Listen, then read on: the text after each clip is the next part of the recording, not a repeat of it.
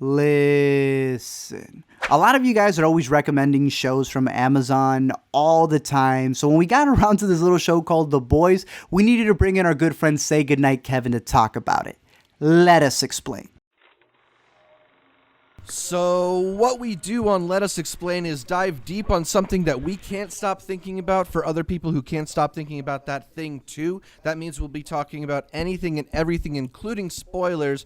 You might want to wait until you've seen The Boys to watch our segment, or not if that's your thing. But before we jump into the spoilers zone, let's talk more generally about The Boys, a show that asks what happens when capitalism collides with superheroes. I am your co-host, Zachary Shevich, and joining me, he was a half step off the fucking curb, it's Arturo Zurita. What's up, guys? I'm excited because you compared it to capitalism and superheroes. It's just Sony versus Disney, really. It's the behind the scenes that we would have never seen on our superheroes. So I'm excited to talk about the show because it was very hyped by our Intercut audience, too. Yeah, also with us today, he's got fucking diamond skin. Hey! From the YouTube channel SayGoodnightKevin, Woo! it's Kevin. It's me. Let's go! I'm one of the boys now. Are we the boys? Are we forming a superhero team? You know, it took me until the 9th episode to realize, why is this called...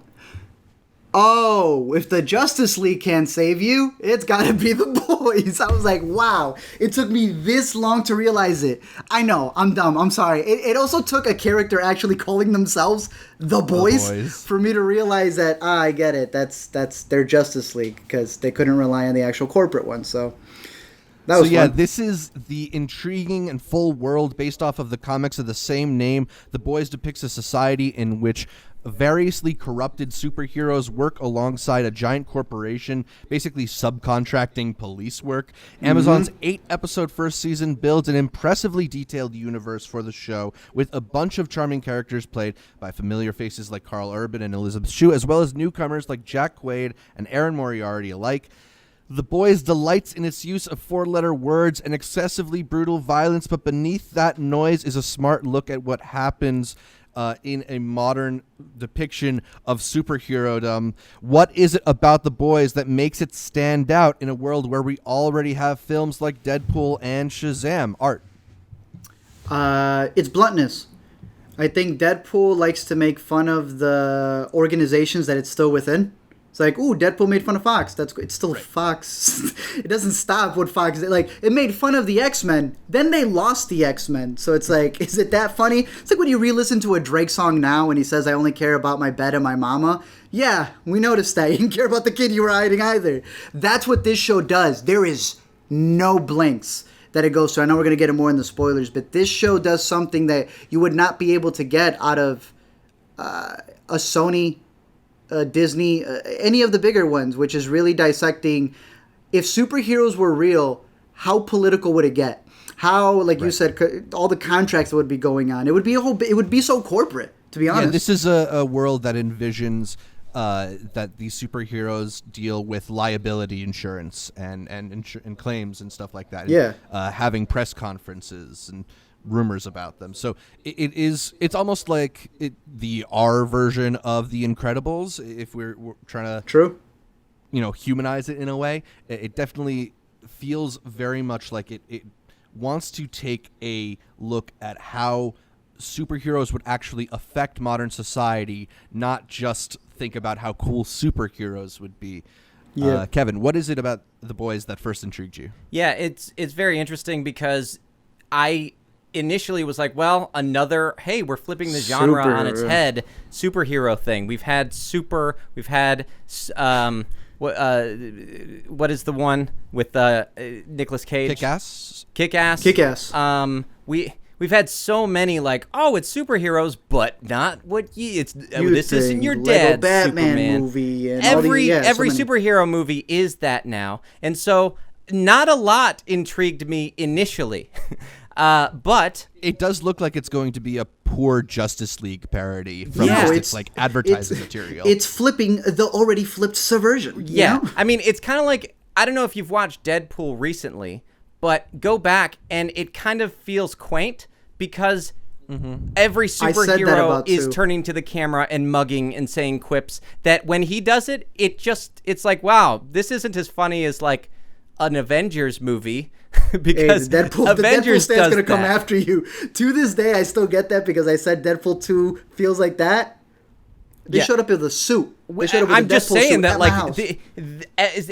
I think Deadpool changed a lot of things, but Yeah. now every superhero is like, I'm aware that I'm a superhero, and it gets a And little they get- annoying. True. I think this amazingly takes a crack at seeing how the genre can go after not just the genre. It goes Hey. after everything in society, and I guess we'll Absolutely. get into that more, but that to me is what's impressive. It's very well written. It does take itself seriously. It doesn't make you feel like the movie doesn't care or the show doesn't care, and that's what annoys me a little bit. I still love Marvel movies and stuff, but it does annoy me a little bit when the movie's like, hey, it's dumb that we're superheroes, right? Like, that's kind of how it feels. And I'm like, well, I kind of wanted to dive into this world and enjoy it. I know that it's not real. We all know it's not real, but we want to escape.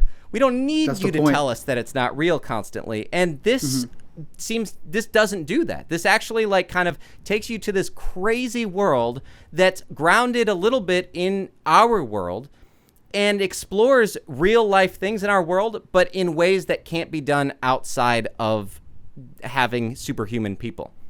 Agreed. Totally.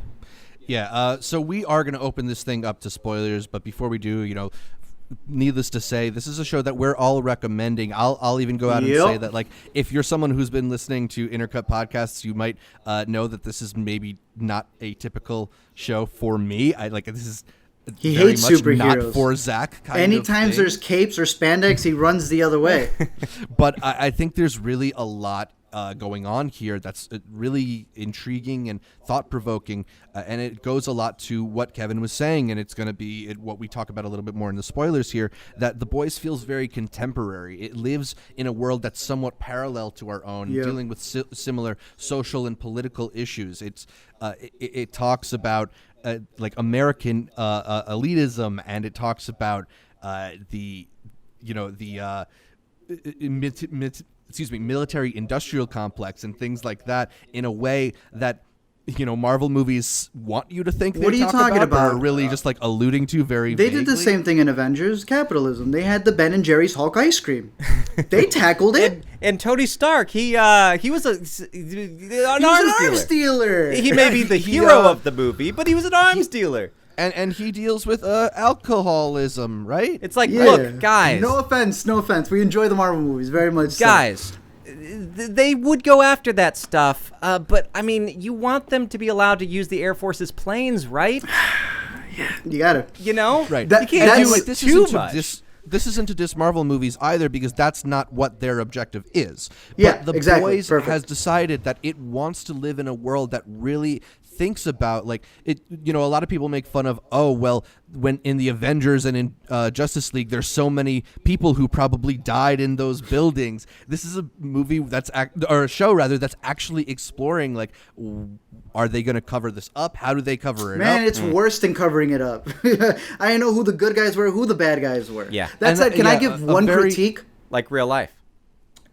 Exactly. With what Zach was saying about, like, it feels so... You would see characters do something and you're like, oh, that looks like a CEO. Didn't I read about that on Twitter? But now y'all just put it... We're dealing with someone in a cape.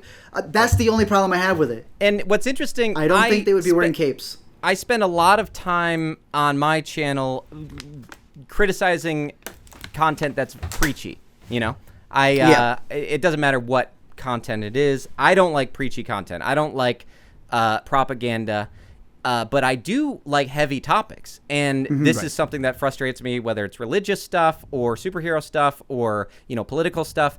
I do like stuff that explores those topics, but Isn't I afraid don't to go like there. when it's preaching at me. And I think this show has moments that are a little preachy, a little on the nose, a little bit like, well, all right. But for the most part, overall, like, I think it does a great job at exploring those ideas without making you feel like you're just being bashed over the head with the director or the showrunners a preconceived notion of how the world should be. Agreed. Do you want to give kind of the premise?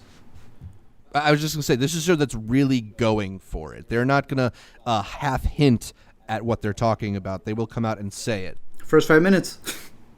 Yeah. Right in the first 5 minutes. Yeah. No, to go off of what and I think we're getting more into spoilers now since you gave the warning. Yes. To juxtapose our main character, who I'm blanking on his name, but Quaid's son.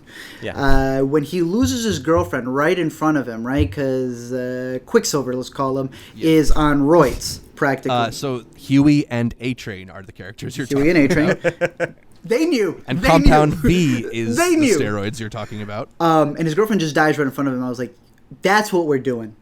That's when I knew, one, I was invested. I don't know what part of the show did it for you. I think that does it for most people. But that by episode 7, they get A-Train to then be like, nah, but you're also just as bad as I am. And I think that's where what Kevin says, where it's like, it's not just going, it's like, oh, you see, all superheroes are evil. They're going to be just like every corporation. It's like, no, some of them are. We get introduced to Starlight.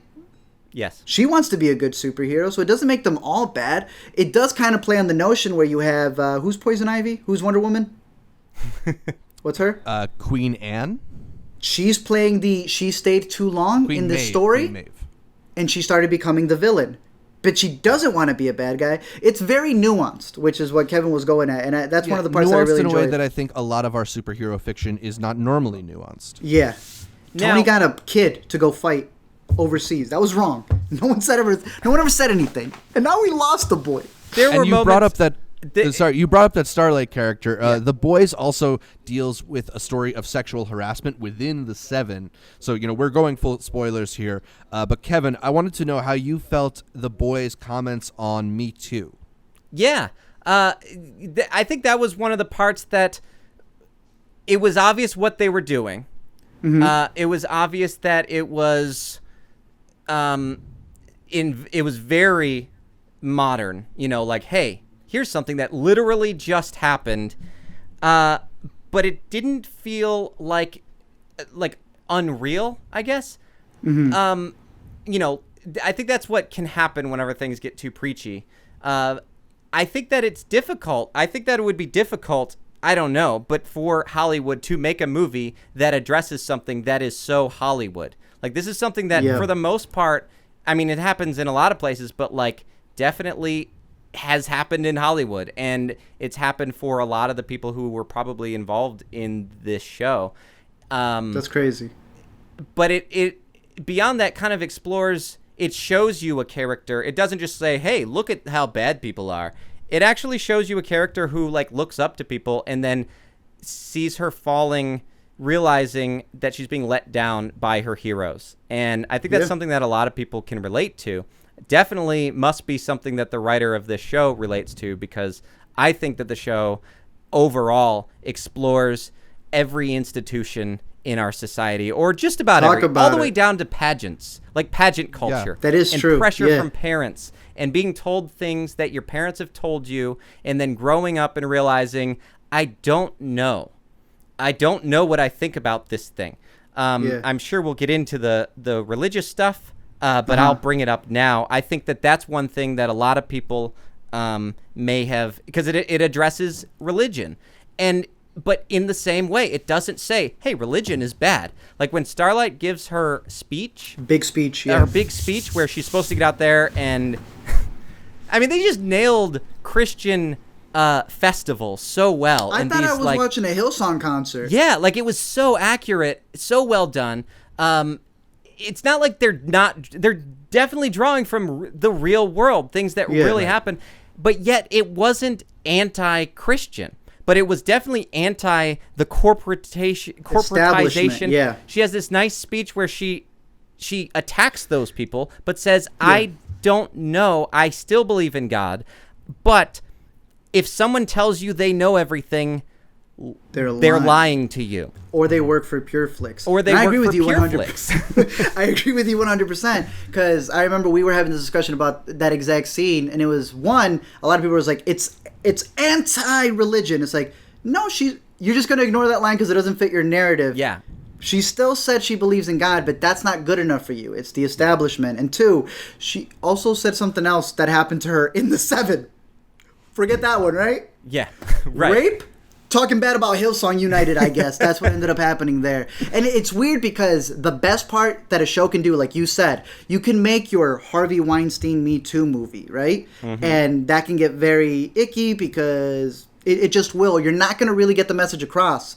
But you can bring a lot of people in with these superheroes, people who they look up to. And really the superheroes do represent celebrities. They have a PR campaign for them. They're doing commercials. They get in every aspect of celebrities, because it's definitely sports teams. You know, they're like trading from one to another. Steroids.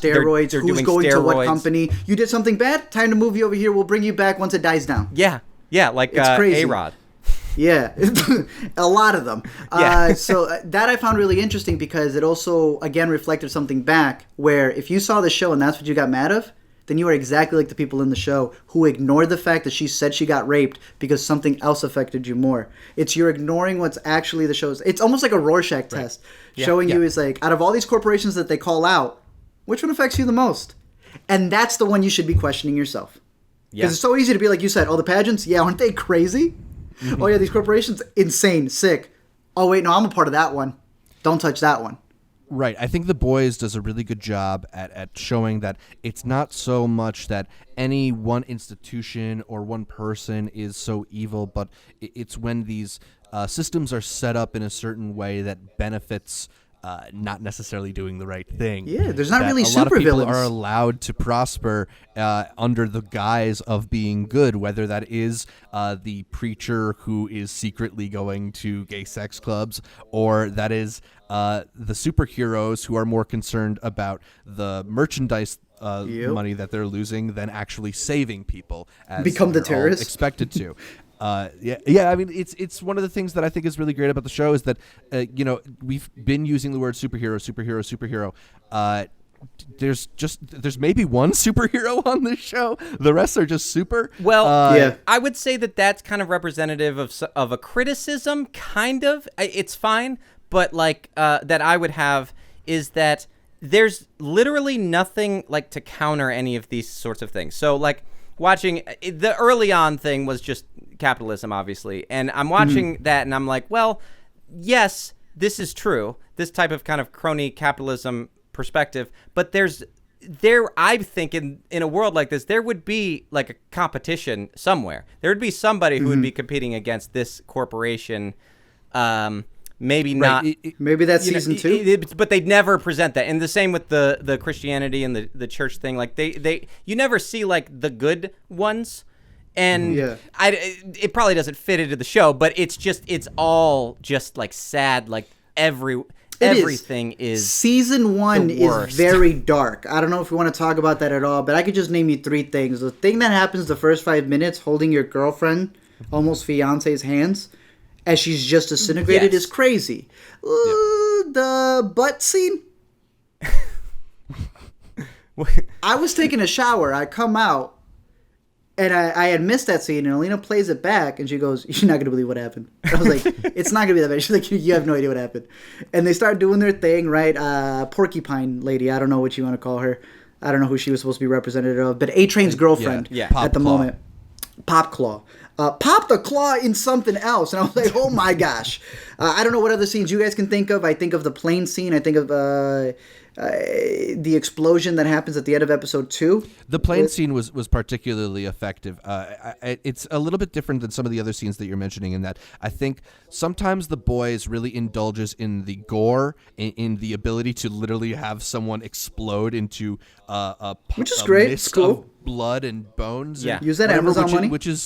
Which is part of what gives it that hard R feeling and edge. But that plane scene I thought was really, really effective in showing kind of the turn that they take, the heroic way they present themselves and the not so heroic way that some of these heroes actually carry themselves. Yeah. And the way that it slowly builds terror, I think there's like a pretty long camera shot in that scene, and you just kind of with the mom, they're refusing to admit the situation, and panic just grows. I found that to be one of the best scenes on the show. You get to see somebody get the feeling of being backed into a corner. Yeah, because she where has to take his hand. She That specific shot. She of, yeah. still believes that they're doing something good, and at that moment she realizes, oh, none of this is good. Like No. this was not. She's been in it, and she even is supposed to be the character who is like, get over it. This is telling the girl in the bathroom to just don't let them see you like this. Queen May, Miss May, Queen Maeve.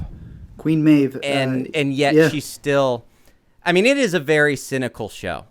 Yeah, she thinks about them later. I think she hears her voice or she sees her on the news or something. But I agree with you. Season 1 does feel very cynical. Mm-hmm. Mm-hmm. I don't know if that's going to be the arc for all of it, but I mean, that is a bit of the show's perspective. It is cynical about a lot of things. It's dark. I don't the know ending. how much What you the can, hell?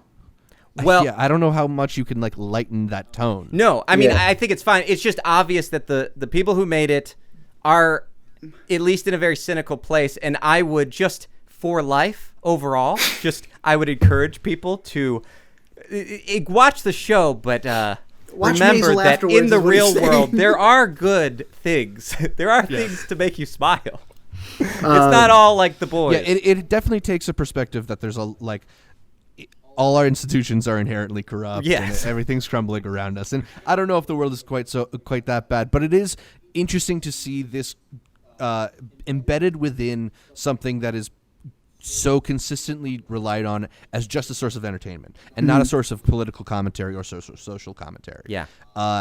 And while, you mentioned that some of the writing is on the nose. That is definitely a case with it. I'm not saying this is some of the most brilliant dialogue that you're going to hear. It's certainly not subtle in any of its themes. But that it's willing to go to such interesting places and doing it under the guise of this superhero powers show. I think ultimately there's some substance to the splash. Yeah. It's a flashy show. There's Flashy, effects yes. and really funny lines. I don't think we've talked about how funny it is in points. Yeah. I'm trying to pick up the notes that I had for when I had written down some of the lines, Well, but keep going. I think that I really like any show that can create good characters, solid, well-rounded characters, and this show definitely does that. For a It's show that fun is to hang out with these parodying characters. already existing content, it really does a good job. Even with Aquaman, whatever his real name is, the fish guy. The Deep. The Deep. Which is yes. funny considering that character, what he does is called the Deep, but okay. Even him, I felt like he was probably the weakest character. There's a point where I'm like, I think they don't know what to do with him now after him falling apart, but that's kind of the point. Yeah, But he's the one who seems most vague as to what's going to happen with him in season 2. yeah, He's just bad guy. You're right. Yeah, exactly. Because it's like he met Starlight and just did that. And I can't talk against that. So I'm not saying that's not the case. But I'm wondering how they're going to... I'm thinking 13 Reasons Why here. Just in retrospect of how retroactive that show and a couple of others are becoming, where in the later seasons we'll go back and they're going to make the Deep be very sympathetic. That's what I mean. That's my biggest concern, because I've seen so many shows do this. From good shows to bad shows. Big Little Lies. Renata is now a good girl. It's like Bryce, Loki. the bully who caused the suicide, is Right. now the most sympathetic character in season 3. So I wonder, is the Deep, is that blanket for Captain America, Bradley Cooper looking mofo, is he going to end up being the most sympathetic character in season 2 when we look back on what that blanket means for him? That's the only reason why I say, I was like, is that why they're being overly cynical here? To show a bigger arc later? Is that also manipulation? Because it's you can't tell me that this guy's raping girls, because that's what they did for Bryce, and then all of a sudden later on I was like, but he was troubled. Well, I think... I hope it doesn't fall into that. Well, I felt that I was kind of concerned that, and in the show, but also with the Captain America Superman character, I was like, they're really trying to make Homelander. it seem like it's not his fault. But if you're killing Thank people, you. it's your fault. Yes. I Yeah, know I'm that like, people go through bad things, but in the end, you're the problem if you resort to killing people. I didn't really get the perspective from it that it tried to not implicate Homelander. I do think it viewed the Homelander character as an evil, or having turned evil, particularly when you consider that last scene and the destruction of it. Yes. I agree. I think, I it's was more- more concerned about that happening than it actually happening. I think that I was like, oh, what are they going to do? But I think they handled it so well. Yeah, and I think there's a difference between trying to redeem a character by giving them backstory, as he Art is killed a complaining plane, about, bro. Oh, or, he killed people. or just filling in their backstory. And for me, thus far, it's just felt like they've been filling in backstory. But, it's been 8 episodes, and it's a tight 8 episodes. It goes by pretty quickly. It's pretty bingeable. It is. We haven't talked about Logan in the show. Judge Dredd himself, but... Oh, yeah. Carl Urban. He did great. Who I could not tell who he was supposed to. I was like, is this Logan? Is it? Because like you can pin the other people. I was like, who? It's got to be Logan. He's got a familiar face. It's got Logan. It has to be a Logan-esque character. He was my personal favorite in terms of growth, in terms of everything that he did. I don't know who your guys. Like he knocked it out of in the acting park. as well. He's got all the way so up to much the end. range. I think he has the best rewatchability factor for season 1. Yeah. Once all of his revelations come in, especially that last one, which when something ticks you off but you like it. Mm-hmm. I like it. But it pissed me off so much. I was like so into the character. I was like, she's alive and that's his kid. I was so mad. Yeah. I felt bamboozled. It was a good cliffhanger for getting into Yeah, season I thought 2. it ended perfectly. I knew that that Homelander was going to kill that lady, but I kind of hoped... I don't know. I was like... They've also I could feel it conveniently introduced the Giancarlo Esposito character in order so he could potentially take over that role in season 2, essentially. Yeah. Yeah. Interesting. It was... I think... it's been a few weeks, but it's been a little bit. Like... I felt like it ended perfectly. And I think part of that is because... I don't necessarily like when a show surprises me with an ending, because then I'm like, yeah, but like... Nobody would have thought to do that. That's why it's surprising. This was much more of a... I was surprised by the ending, and even though I could feel it coming... Yes. You're like... thank you. This is how it should have ended. This makes sense. It feels right. If I rewatch this, it's all going to fit into place. Yes. And it's going to work well. I agree with you. And I think part of that comes with I think a lot of times the reason it works is because they do the fake out. The fake out being not, oh my gosh, she's alive. The fake out being, he didn't murder her. Because we're led to believe the entire time he murdered her. And then at the end, he even goes, what happened to her? We're like, man, you're sick. Yeah. You're pretending like you don't even remember. He's like, no, he actually did not know. Yeah, it's amazing they can make you hate a character and then give you that little bit of sympathy for that character right there at the end where you're like, okay, let's see where we're going with this.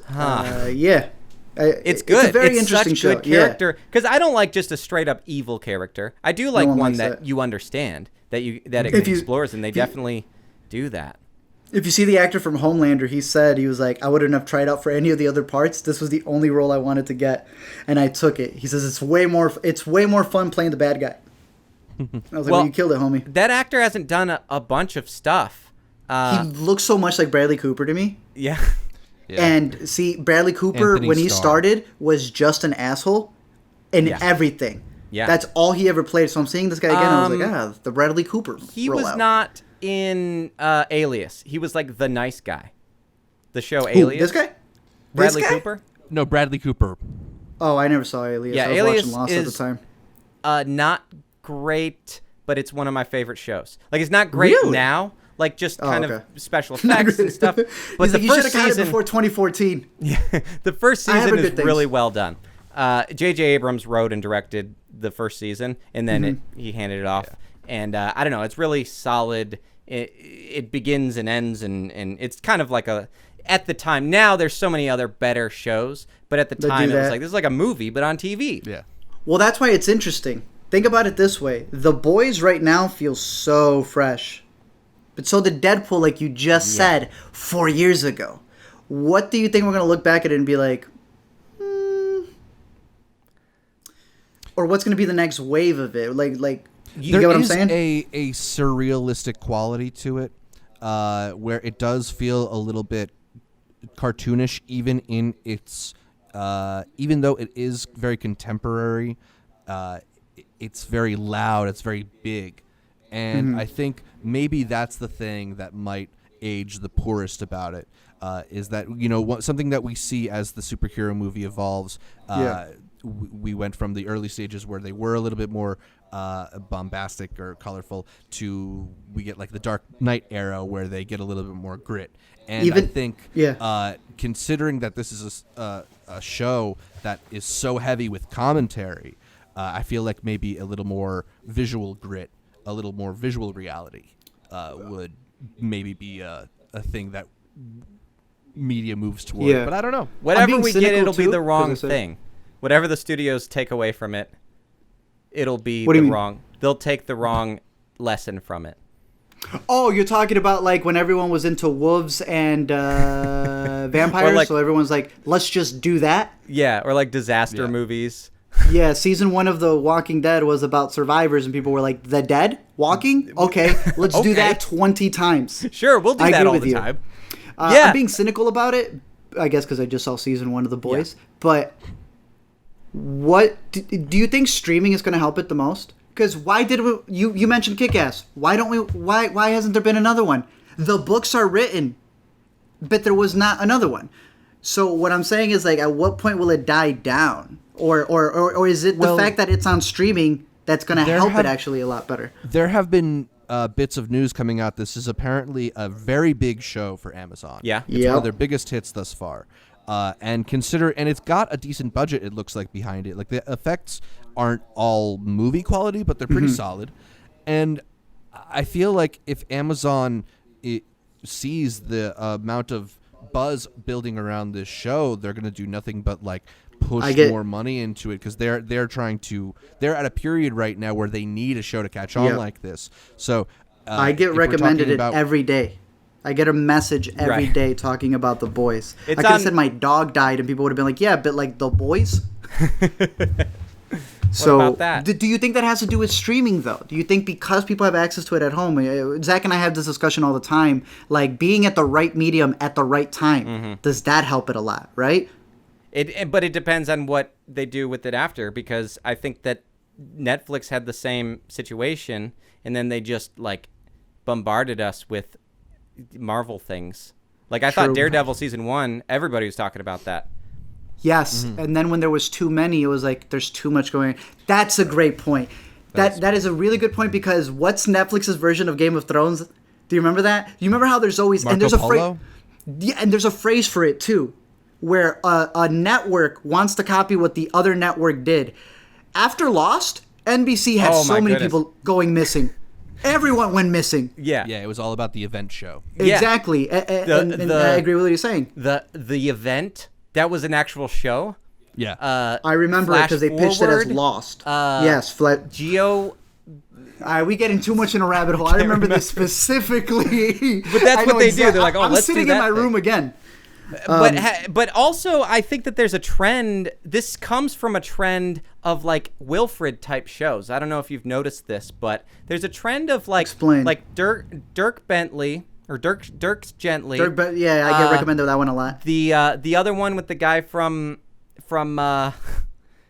it's on Hulu. It's the guy from Hunger Games. Future Man, which which is also a Seth Rogen show. Actually, Interesting. The Tick is a bit like this. It's kind of this nerdy guy who has suddenly a kind of out there friend show up and takes him on these really wild sci-fi-ish adventures. Right. So what the writers imagine. What's that? The writers. The fantasy of a writer. Yeah. I read a lot of comics. And Oh, that's true, Always yeah. there's always a point at their 25-year career mark where they all write Batman and Me.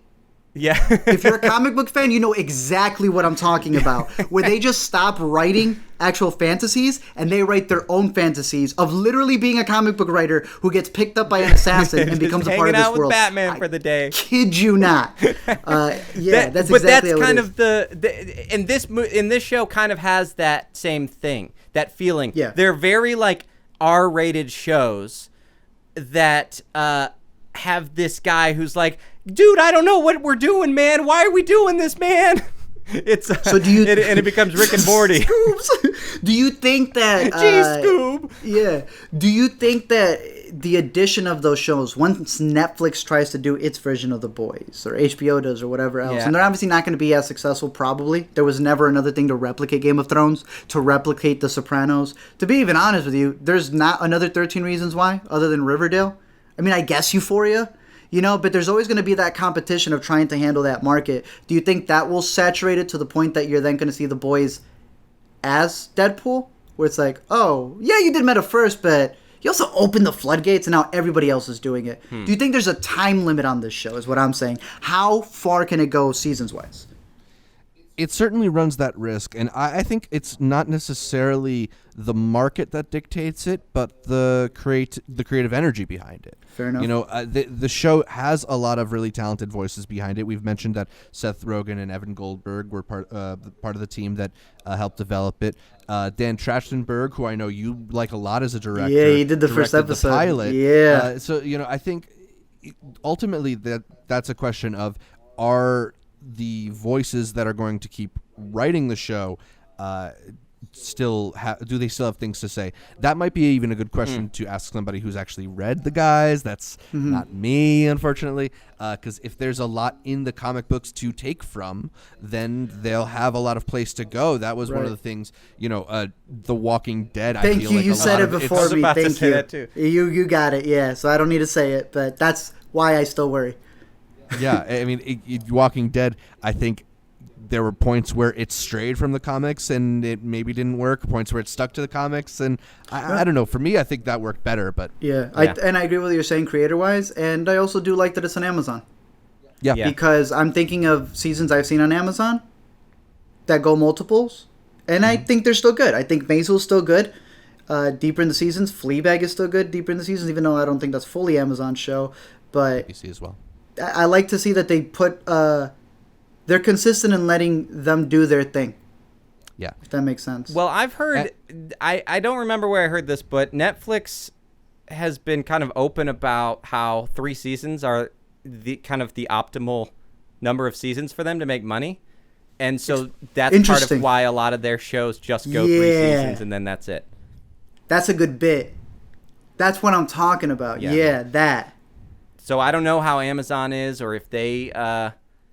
I mean, I think at this point, Amazon is just looking for eyeballs. And when you see that with their big investment in the Lord of the Rings show, you see that with their big investment in Jack Ryan, which they already have out now. Yeah. They're looking for people to actually use the platform because not nearly as many people use Prime as do Netflix. You ever go on Amazon Prime Instant Video and then shop instead? Yeah, I mean, it's the one that I won't cancel because I want the free shipping. Exactly. So, right? So, I mean, they have no... Netflix, I might put it on hold for a bit. Hulu, I'll definitely put on hold for a bit sometimes. But Amazon Prime, when I look at my budget, I'm like, well, but the free shipping. But the free shipping, I mean, if I need a hard drive tomorrow... And that's the beauty, I think, of it being on Amazon. That it's anti-capitalism and it's on Amazon? Yeah. It's about a evil Bezos-like corporate structure, and it's on Amazon. Yeah. It's Disney's new Dumbo. That's but crazy. I don't know that Jeff Bezos is killing as many people, but I don't know. Who knows? He would if he could, I guess. That's allegedly. So, The Boys, worth your Prime subscription alone, according to all 3 of us, I guess. Yeah. At least we're getting what we're paying for. That's the key. Yeah. Otherwise, you'd cancel. Well, I think that just about wraps us up for this edition of Let Us Explain on Intercut. You can catch more from me, Zach Shevich, by following me on Twitter, Instagram, or Letterboxd at ZShevich. Kevin, where can people find more from you? Yeah, youtube.com/SayGoodnightKevin. Kevin? Yeah. My Twitter is SayGoodnightKev. When you got to do that thing where you got to switch it a bit because someone took it. Yeah, someone's already got it. And then my website is SayGoodnightKevin.com. And so I've got stuff there that if I ever get taken down by PureFlix or something, then you're going to want to... That's what you got to do. You're going to want to be subscribed to my newsletter, so...